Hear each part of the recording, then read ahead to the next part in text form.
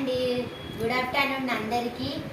మా ఇంట్లో ఈరోజు స్పెషల్ వచ్చేసి సండే కదా, వైట్ రైస్ ఒక వెరైటీ చేసిన కర్రీ, అన్నీ కలిపి కర్రీ, కూరగాయలు అన్నీ కలిపి కొన్ని కూరగాయలు కలిపి కూర అయితే వండిన. స్పెషల్ అంటే ఇక చింతకాయ పచ్చిపులుసు అండి, నాకు చాలా ఇష్టం. ఇగో చింతకాయ పచ్చిపులుసు మంచిగా పచ్చిమిరపకాయలు పేస్ట్ వేసి మంచిగా బిస్కి చేయాలి, మస్తు టేస్ట్ ఉంటుంది. ఇప్పుడు నేను తిని చెప్తాను.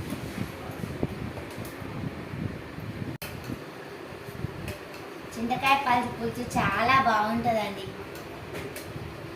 దానాన్ని నా కొడుకుకి అయితే వేసినాను, నేను వేసుకుంటున్నా.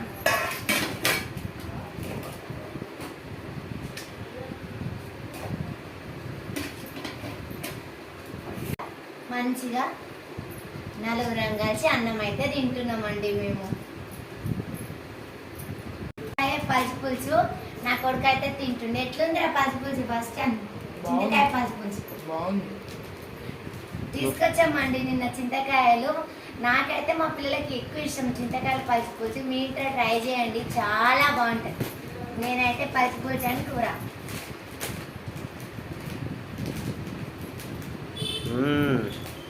నాకైతే నచ్చింది, మస్తు టేస్ట్ అయితే ఉంది.